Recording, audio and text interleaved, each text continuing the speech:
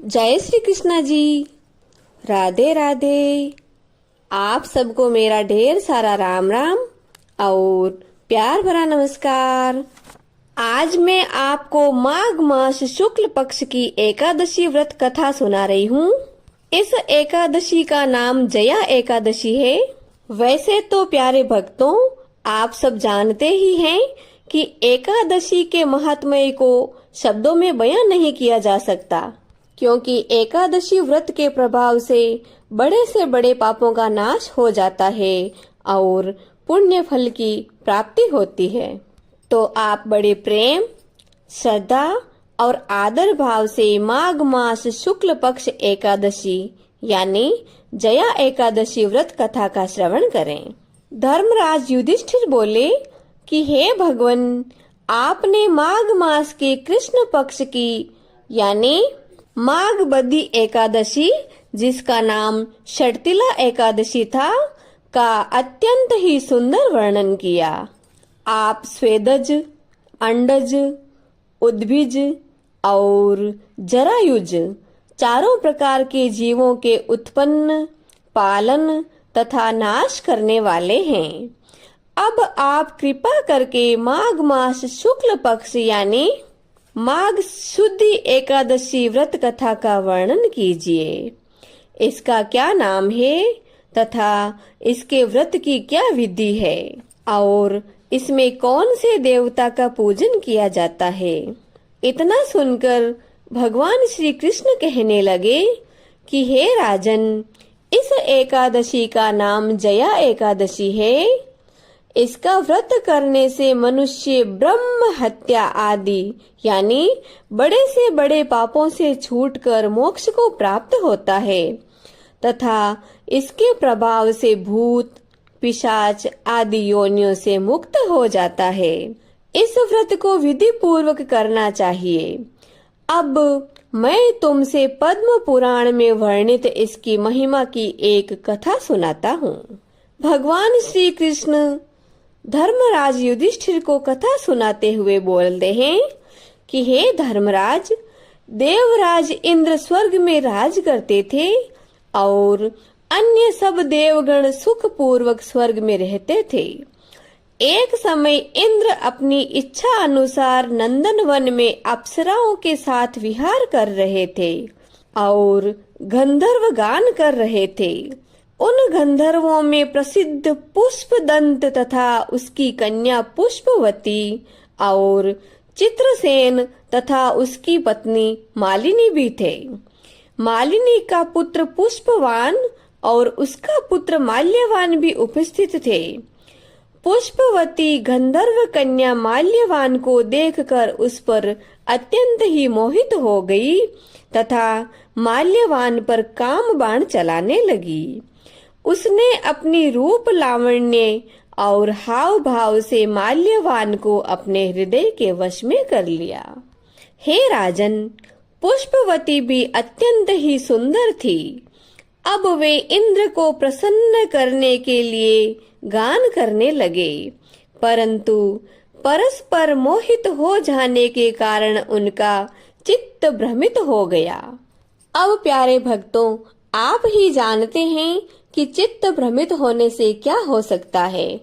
हमारे मारवाड़ की एक बहुत ही प्यारी कहावत है कि मन माळवे और चित्त ताळवे, यानी जिस काम को कर रहे थे उस काम को हमने अपने मन से नहीं किया, क्योंकि हमारा मन उस समय वहां पर मौजूद ही नहीं था।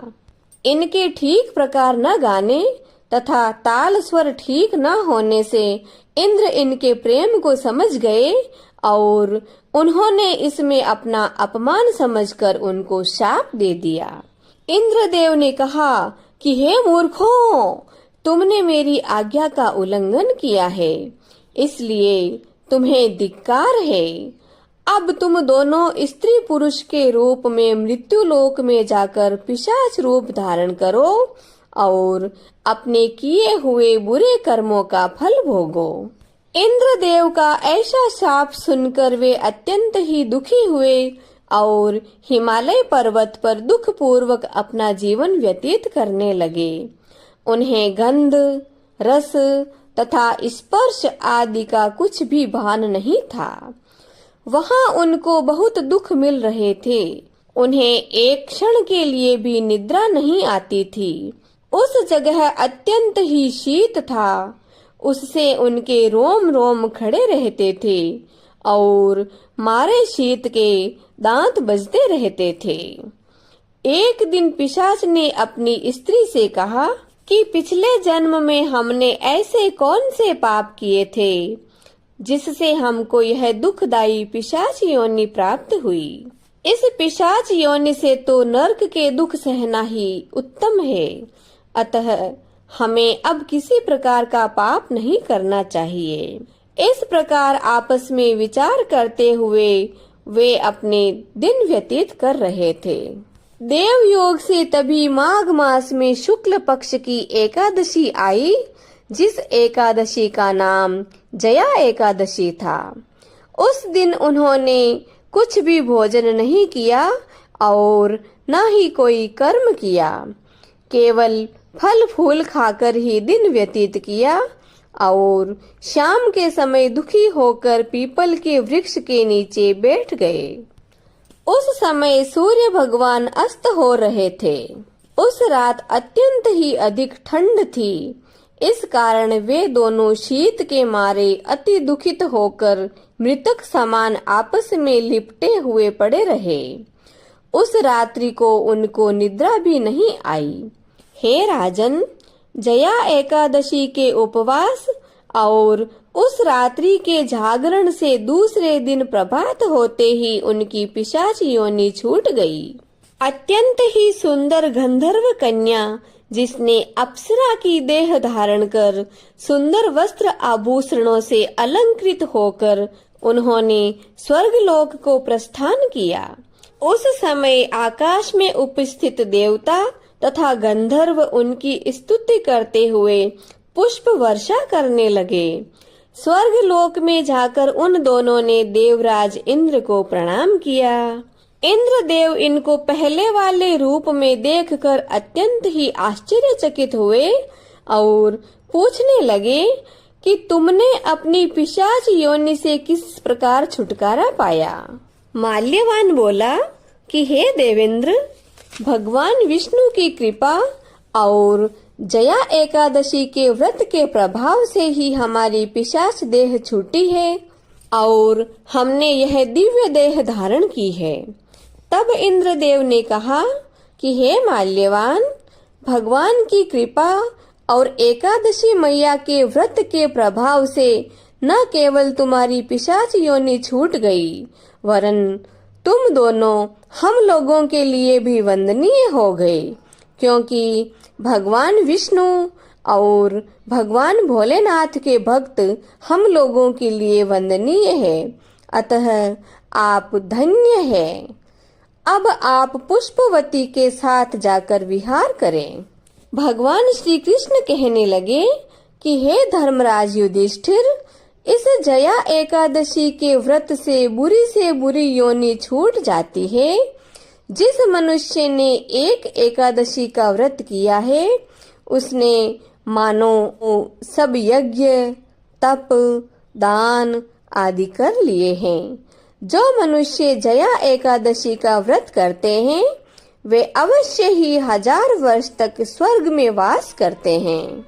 बोले श्री विष्णु भगवान की जय। एकादशी मैया की जय। अब हम जगत के पालनहार प्रभु की आरती करते हैं। हरिओम। शांताकारं भुजगशयनं पद्मनाभं सुरेशं विश्वाधारं गगनसदृशं मेघवर्णं शुभांगं लक्ष्मीकान्तं कमलनयनं योगिभिर्ध्यानगम्यं वन्दे विष्णु भवभयहरं सर्वलोकैकनाथम्। ओम जय जगदीश हरे स्वामी, जय जगदीश हरे।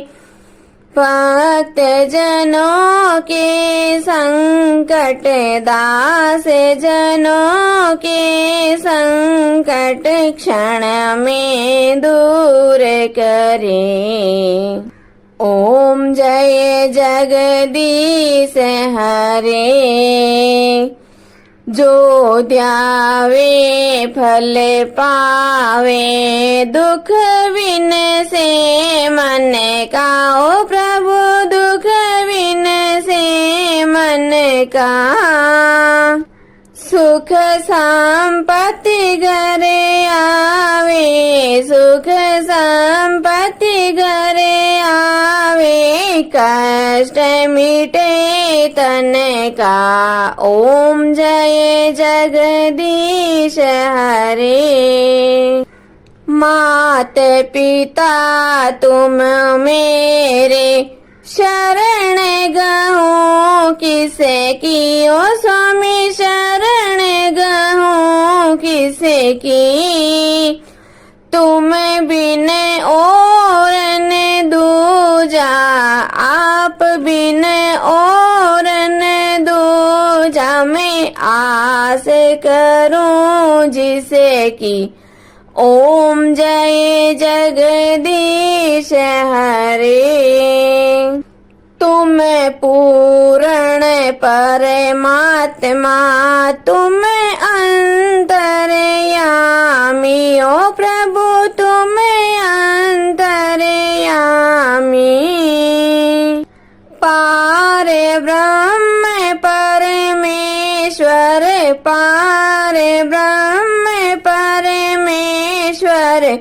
तुम सबके स्वामी। ओम जय जगदीश हरे। तुम करुणा के सागर, तुम पालन करता। हो स्वामी आप पालन करता। मैं मूर्ख खल कामी, मैं सेवक आप स्वामी। कृपा करो भरता। ओम जय जगदीश हरे। तुम हो एक अगोचर, सबके प्राणपति। ओ प्रभु सबके प्राणपति। किस विध मिलो दयामय, किस विध मिलो कृपामय। आपको मैं कुमति। ओम जय जगदीश हरे। दीन बंधु दुख हरता, ठाकुर तुम मेरे हो। प्रभु रक्षक आप मेरे। करुणा हाथ बढ़ाओ, श्रद्धा प्रेम बढ़ाओ। द्वार पड़ा तेरे। ओम जय जगदीश हरे। विषय विकार मिटाओ, पाप हरो देवा। हो स्वामी कष्ट हरो देवा। श्रद्धा भक्ति बढ़ाओ, करुणा प्रेम बढ़ाओ। संतन की सेवा। ओम जय जगदीश हरे। तन मन धन सब कुछ है तेरा। हो स्वामी सब कुछ है तेरा। तेरा तुझको अर्पण, आपका आपको अर्पण। क्या लागे मेरा। ओम जय जगदीश हरे।